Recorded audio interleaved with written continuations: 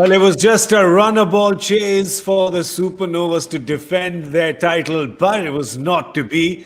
The Trailblazers. We got a new champion. That's right. We got a new champion in the house.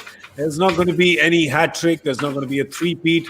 There's not going to be a troika of titles for Supernovas because it is the Trailblazers who've got the job done. They put 118 on the board at the halftime. We thought that perhaps that was not enough. We thought that because Smriti had really set the team up for them to set a good total, but let down a little by the rest of her team, but not to be, because happened to be enough. The bowlers really came to the party, didn't give the Supernovas anything to work with, and a poor power play for the Supernovas meant that they were just behind the 8 ball pretty much through the chase. I'm Gaurav Kapur, with me Lisa Sthalekar and Joy Bhattacharjya. Lisa, we got a new champion in the house. Woo-hoo! We do. I think for all the underdogs out there, they're very excited. And is this a sign of what's going to happen tomorrow night as well? Oh. Big call. Oh, I put it out there. I put it out there. Mic drop. Yes, and also, by the way, there's a captain with the letter S here from Maharashtra. There is a captain with the letter S from Maharashtra. Shreyas.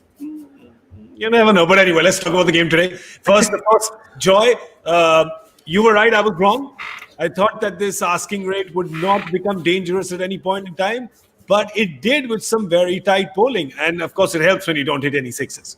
Absolutely. I mean, you look at it in comparison. Smriti Mandhana hit 3 sixes, and all the batters together in the other side didn't hit a single six. And 2 fours in the last 10 overs. I mean, how are you going to accelerate? So those last 17, in the last 17, 18, 19, 20, is just unimaginable, the kind of pressure that they put them under. And that's the kind of thing that makes a difference in matches.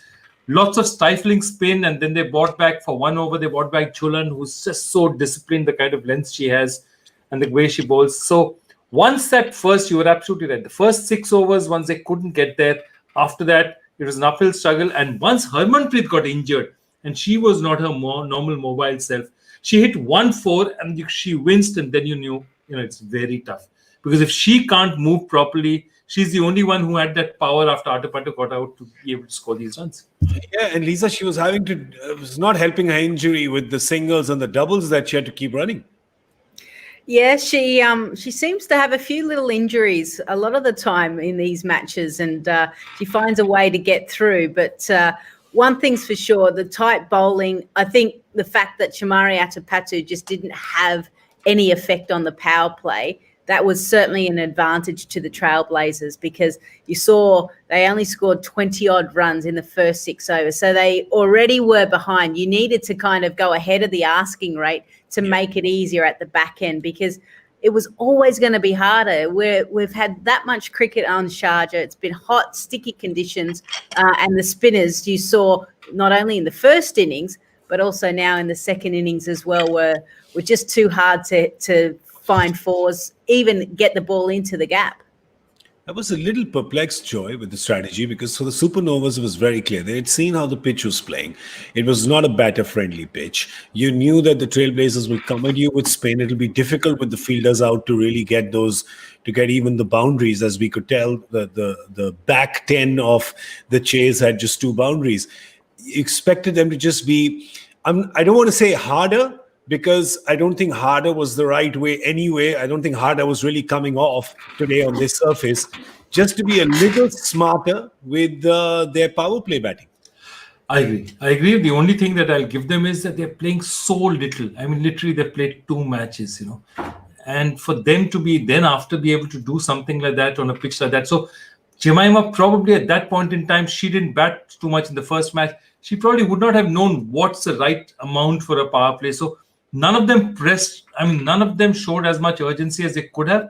But, hindsight is 20/20 vision, Lisa. It's so easy to sell from a distance. Yeah, I mean, it is very easy for us to sit wherever we are in the world and watch the game. But the other thing as well is Jhulan Goswami bowled in the first over. I remember the keeper hit her gloves really hard, and Chamari Atapattu actually let a few go.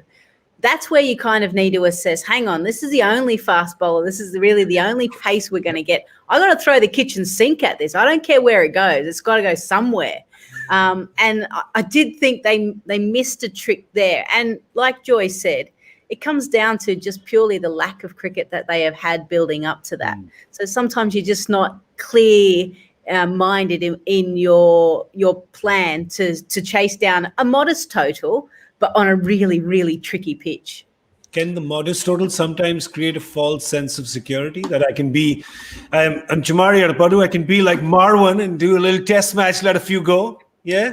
Yeah, look, that's one thing definitely. But the other is, look, dude, I have a chance to bat in front of a semi-global or the largest audience I probably will find 3 times, 4 times a year. This is like second match 3 times a year. I'm going to take my chance. I'm going to make this count. Each and every one of them would be saying, this is my chance to at least be shown. Why do cricketers play? Cricketers play, batters play because bat and score runs because they want to be shown to the world. They want to be famous. They want to be loved. This is your chance. You're going to let a few balls go, settle down, try and score those runs. You're not thinking right now that, I've played 14 matches. That's not what it's about. It's about just winning it right now. Yeah. So I think there's a lot more going on. They think that, and there's a lot less experience on this current pitch. There's a lot less practice. They haven't played for 6-7 months. Add to that the fact that they probably want to make these very few opportunities count. And you have a recipe for disaster, basically. Yep. The bowlers, no disaster there. They didn't have much to defend. Because remember, they were defending just 118. But, geez, I mean, look at Jhulan. Yeah? I mean, what's going on there? You got to bottle that enthusiasm, Lisa. You really have to bottle that, right? Yeah, a credit to her because, she played one game last year, got dropped. She's been in this lockdown. She's getting older, turns 38 soon. I actually questioned, do you select her? Well, she just punched me in the face and said, shush, Lisa, like I've still got it. I can still be really effective in this format. So it's great to see. And then she was obviously very ably backed up by the heap of spinners that just kept coming through from the Trailblazers, Eccleston, Gaikwad, Sharma and Diol Hatun. So everyone else was spinners except for Jhulan. So it just shows you the class of her as well. Yeah, that was it. It was just no pace on the ball. They figured it out, and that's why they were always... I'm actually quite surprised that Jhulan did manage to pull her 4 because we were speaking earlier, and in the mid-show we said with the kind of way the surface is playing, you might not give any pace on the ball. Smriti might not give, but when you're bowling 4 overs for 17, you're going for far less than a runner ball when the asking rate is a runner ball. Well, you're still gold. 38 or not, that kind of experience, you got to bottle it. That enthusiasm, you got to bottle it. You got to sell it. That's what you have to do with Jhulan. It's absolutely fantastic. Let's have a look at the other bowlers as well. We'll just look at just the analysis once more. We're talking about Jhulan. Sophie Eccleston, of course, picked up that wicket. And I just want to point out that wicket because Smriti got the DRS right. It was Smriti. Sophie was not that interested, Lisa. That was Smriti's call. Yeah, see, I told you they've done their homework very well. And it's good because I actually feel in the women's game, you're probably going to get the next tier of umpires a lot of the time. So they're human. They make mistakes. And if you've got DRS, you've got to be really smart with it. And they were this time, and it worked. And it worked. So Smriti's cancelled the DRS call. That's it. It's 1-1. The previous game and this one, she's got it right. Joy, the flying thigh. Jeez. Ooh. And not only that. It's like a nice dish, the flying tie, is it? Oh, the flying tie. If you can catch it. It's like the ultimate home delivery service, the flying tie. Jeez, it was just brilliant. That effort at the boundary and then the catch as well. But I think the effort at the boundary a little more.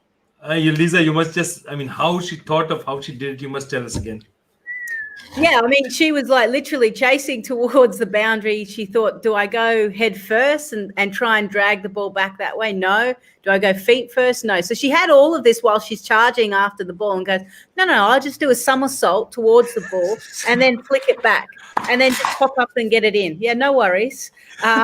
So just amazing effort. And you could see the big grin on her face. And I said at the 10-over mark to Joy that as players, you want to contribute. And I was disappointed that she didn't get a chance higher up the batting order because she's a better batter than potentially what they all think, and this is the fact of a small tournament. But she certainly contributed in the field, and that clip has gone viral. Yeah, absolutely, and deserves to. And I think this clip will go viral as well because Lisa just said better. Bitter. Better. Bitter. Betty bought some better for Team Fans of Joy. You had some, there was some social media bits going on. Yeah, absolutely. Owen Morgan turned around and he tweeted and he said that, when I put out that, I just put the picture out. So two things happened. Owen Morgan, intelligent man, sees that and says, was it as good as Pooran? And I said, you've got to see this video as then put it. Yeah. And there are about 37 men who didn't see anything, just saw the picture and said, oh no, this happens 2-3 times in every men's game. These guys talk about it. This is why women's cricket is. And I'm like, dude, please watch the video. Mansplaining, isn't it? Mansplaining. This is absolutely mansplaining. I said, please watch that video. And if you can do that, come and show it to me. Come to my home and show it to me. If you can do that one time out of 100, I'll give you a medal. Ridiculous. Yeah, that's true. I mean, that's what we're saying. That's what Lisa's saying. You evaluate your choices. You're like, do I go diving head first? Do I go diving leg first? It's like, no, let me just fly and attack the ball from above. Very rarely that you attack a ball from above in a game of cricket. That should tell you that this is a very rare occurrence. And that catch as well. I mean, you'll see a lot of athletes who on impact would perhaps lose the ball. Yeah. And Lisa, she didn't. No, she didn't. But also the anticipation as well. Jemima Rodrigues wasn't that far away from getting it over the infield and getting 4 runs. But she anticipated well to her left, was able to kind of go 45 degrees vertical and then just get it by the tips of her fingertips. And then when she actually hit the ground, still kind of had the presence of mind to kind of clutch the ball around safely. So that was a big wicket again for the Trailblazers because Jemima was the type of person, while she's not the strongest hitter, she does time the ball really well and she's busy at the crease. So some excellent fielding to back up some wonderful bowling. It really was Smriti Mandhana's day. And after you see the batting effort of all the other players in the field, and Smriti then looks exquisite 2x and looks genius 5x perhaps.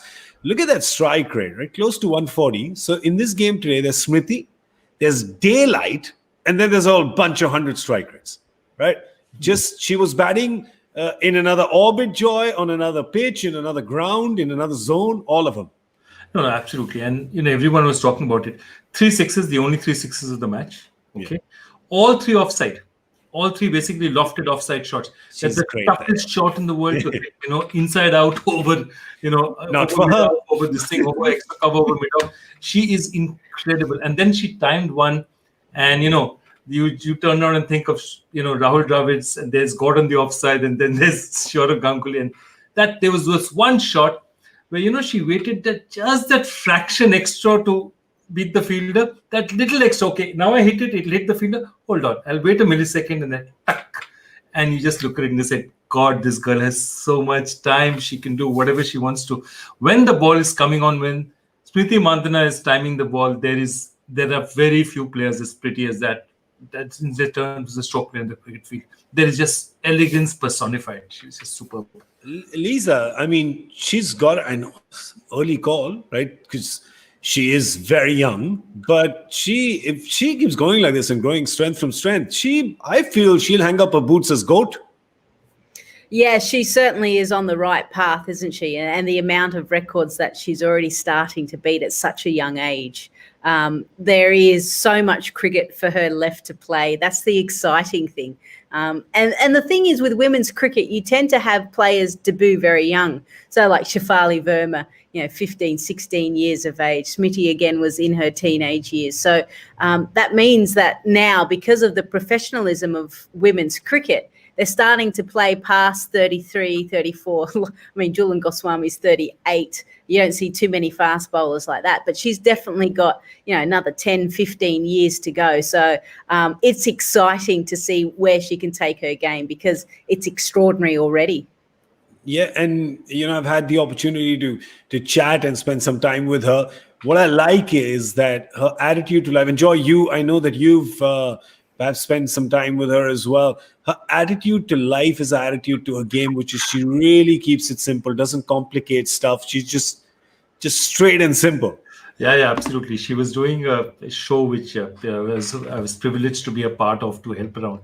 Double Trouble, and Jemmy and they were the two anchors of the show, and she was so refreshingly honest, and the kind of subjects they discussed and the kind of things they discussed, it was so beautifully done. And there was this one show where the two of them were interviewing PV Sindhu, and they were talking about when you're playing on this thing and you're playing a tournament, what happens if you get your periods?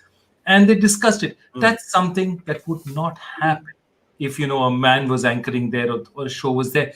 The kind of they bring a sort of they take no prisoner in the sense that nobody's a big boss, nobody's there. They know their game. At the same time, they want to learn, they want to do new things. They are the brave new world. They're the reason why I see there's so much hope for women's cricket and Indian women's cricket specifically. It just shows the kind of optimism, the kind of character these girls have. They're just amazing, and you should watch. Yeah, I want Lisa. There's another thing I want you to sort of throw some light on. What is Australia doing correct with women's cricket that India needs to follow? What are the best practices that we can pick up from there? The main thing is now that we're starting to see the international players being well paid, that is their profession, but it's the next tier under.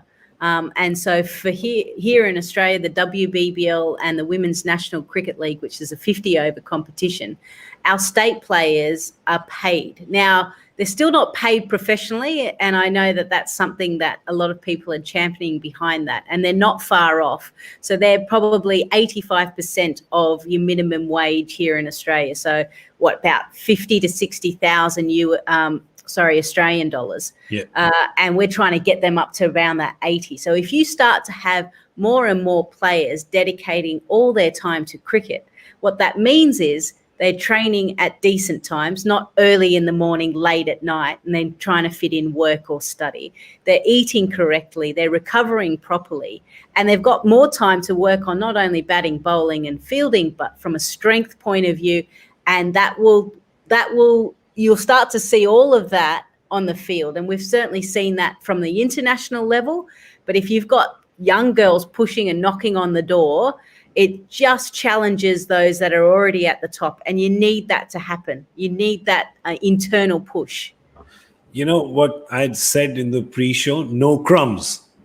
No crumbs. It's got to be like, you've got to go all in. Literally, you've got to go all in. And I think Indian cricket needs to do that as well. What Lisa is saying is that's how fitness, recovery, when you've got to play sport at this level, it can't be a plus one. It can't just be another thing that you're doing. If you want to be competing at that level, then you have to be all in. And I think somewhere, and there was a lot of talk about that after the 2020 World Cup final as well, right?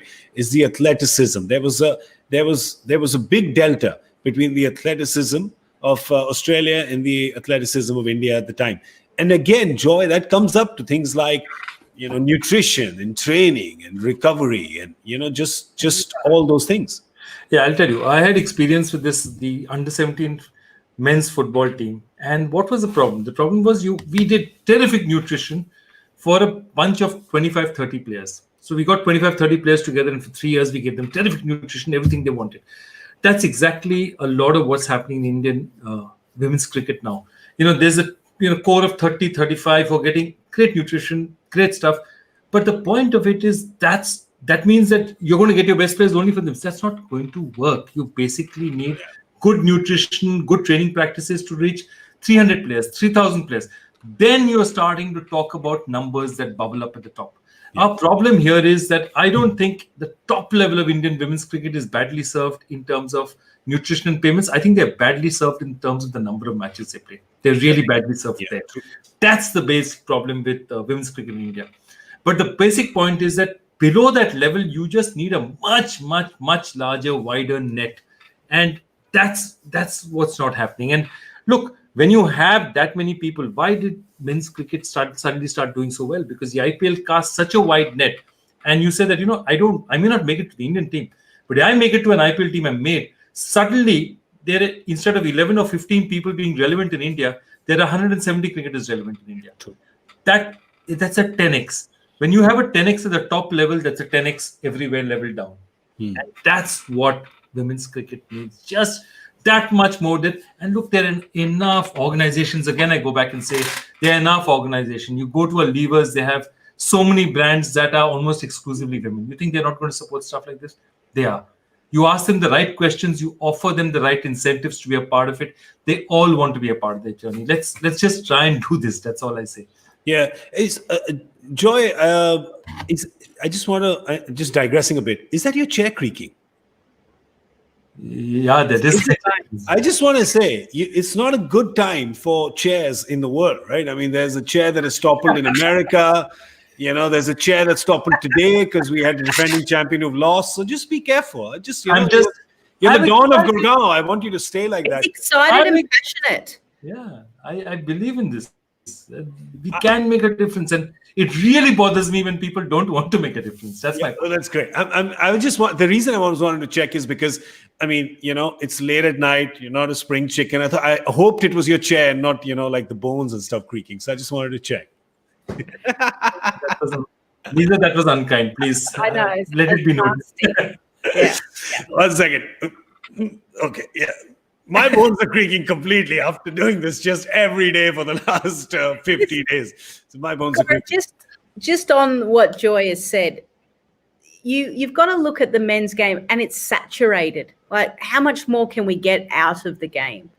Yet the biggest area of growth is women's cricket because it's really been untouched. And the smarter boards, the smarter companies who see that will jump in now because they're only going this way. It is not going to be a bad investment. I can guarantee you that. So whoever's watching out there, quickly dial up, make some calls, and get on to women's cricket. Can I just add one point? And I know this because of the time that I spent in film, unsuccessfully, but the time that I spent in film.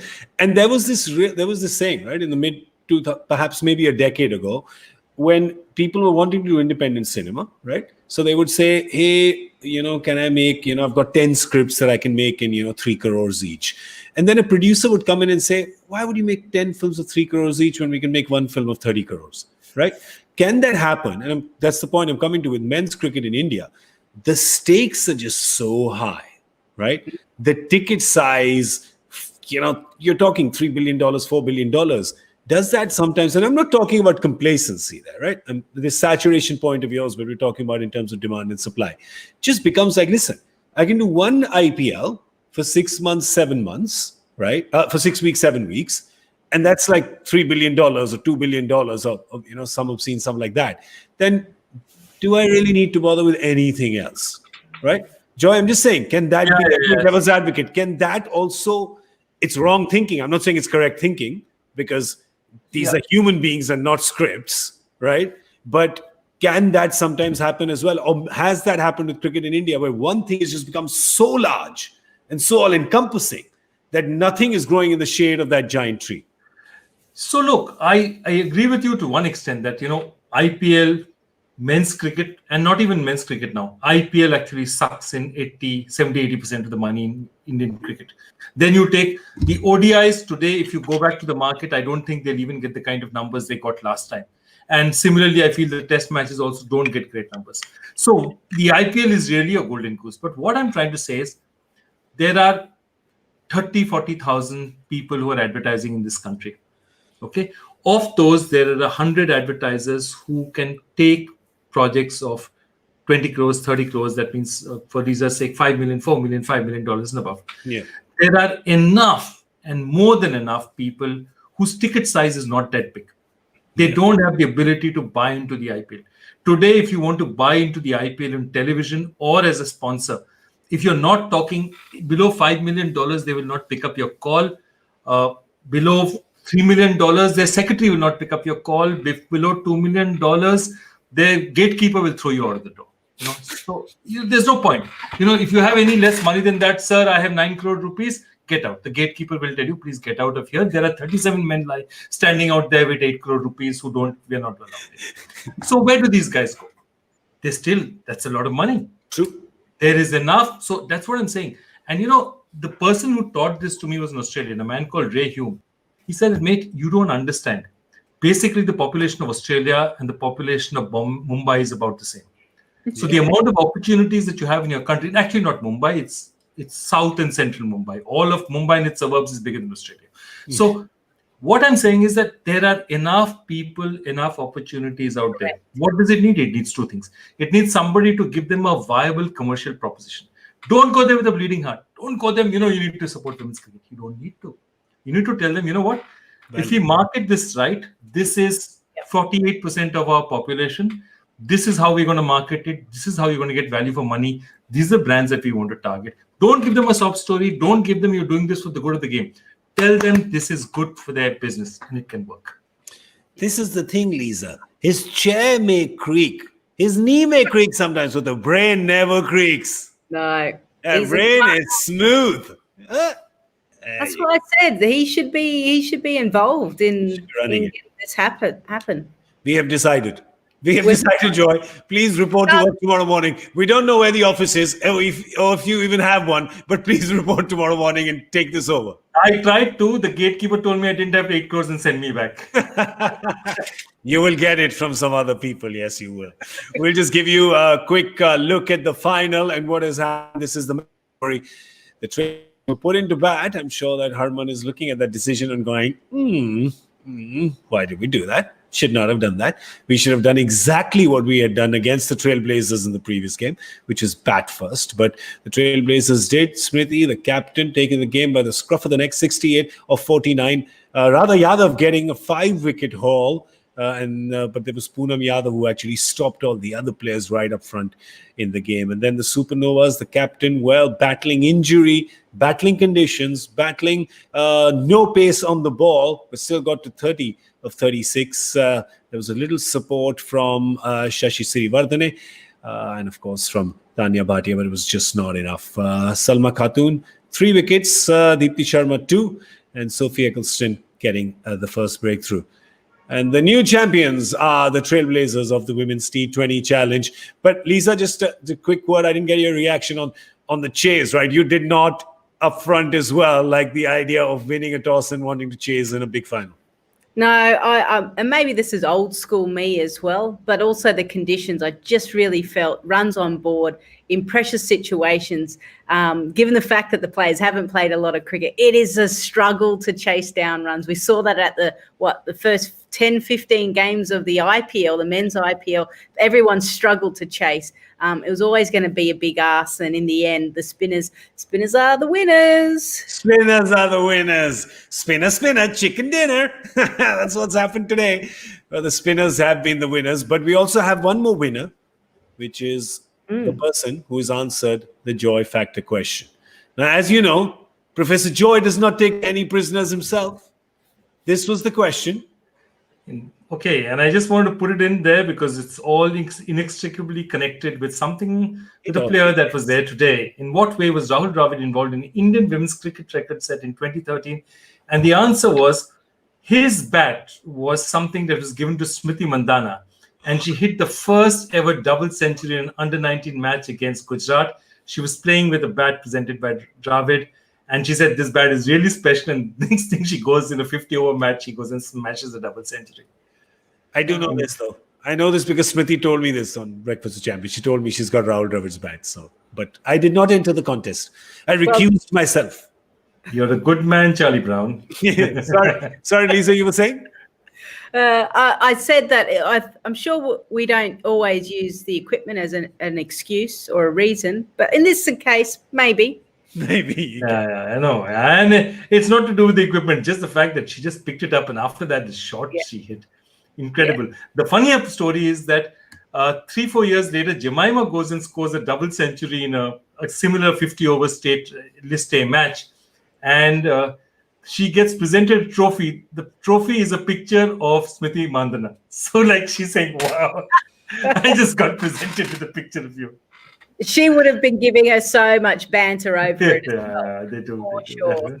They do it. They do a lot of banter with each other. And I'm sure that they did that today as well. We just didn't pick it up. They were in opposing teams today. I'm sure they had a good, proper go at each other. But who's the winner of Joy Factor? Let's have a quick look. Who was it? Oh, Crick Rohit. What do you know? He's back. I haven't seen his name in a while. Yeah, Rohit? absolutely. And I'm totally delighted that these hardcore, totally cricket nerds, stats people love women's cricket as much as men's cricket. I think that's super. That's exactly the way it needs to be. I remember being one of those people who to fight and say, first double century, people used to say, first double century in, ODI cricket. And I said, sorry, Belinda Clark. That's the name you need to remember. It's Belinda Clark is the first. That's right. That's right. And also the interesting thing today was that Saurav Ganguly giving the trophy to Smriti Mandhana. And Lisa, the similarity they have, right? Looking at their brothers and batting left-handed. Yeah. That's how they have it. So Smriti, well, thank God. Thank her brother. Thank you. Because listen, she would have been pretty much that good. I'm definitely sure she would have been that good even if she had batted right-handed. But for us to look at, just left-handers. Lisa doesn't like it when I do this to left-handers, but come on. It's okay. I agree. I do agree. There is something about it. I think we are all in agreement. The three of us are in agreement. It's a very rare occurrence. We must sign off right now. Just kill the feed. Cut the satellite. No, wait, hang on. Let's just say bye to everyone first. Thank you very much to Joy Bhattacharya. Thank you so much. Prof, thank you for being here. Thank you for that trivia. And thank you for all your insights, cricket and business. That was very important. I'm sure there are some brand managers, etc., looking out there because sometimes you're going to ask for the support and sometimes the support comes and asks for the product. That can happen as well. It can flow both ways. And a big thank you to Lisa Sthalekar, for whom it is now 5 in the morning. Yes. It's 5 in the morning, but looking fresh as a daisy and bright as a button. So thank you so much, Lisa. Of course, wearing the yellow. Yeah, wearing the yellow as well. I would just like to thank Cricbuzz and obviously you guys coming on as well, because I think this was a really big moment for the women's game. You guys do a wonderful job when it comes to the men's game, and to kind of jump on board for the women's, I thought it was excellent work. So really proud to be involved. I hope that we are given many, many more chances. First by the cricketing authorities and the decision makers and the administrators who make more games happen. And when the games happen, I'm sure that we all will be ready on Cricbuzz Live to come and bring those games to everyone around the world. So we hope that happens. We've got one last piece of business, which is to tell you about the one last piece of business that is going to be conducted tomorrow. That's going to be Delhi and Mumbai and Delhi playing the final. That's going to be in English. You're going to have Michael Vaughan, Joy Bhattacharya, and me good self. And in Hindi, you're going to have Sameer Kochar, Virender Sehwag, and Manoj Tiwari. What is Viru doing? Viru is pointing towards My 11th Circle presents Cricbuzz Live. Just in case you didn't get the idea, sometimes we have to state the obvious. We're going to see you 7 p.m. Indian Standard Time for one last time this season, tomorrow, Delhi, Mumbai, the big final. Thank you, Joy. Thank you, Lisa. Good night to Joy. Good morning to Lisa. And good afternoon, good evening to all of you all over the world, wherever you are. I'm Gaurav Kapur. Bye-bye.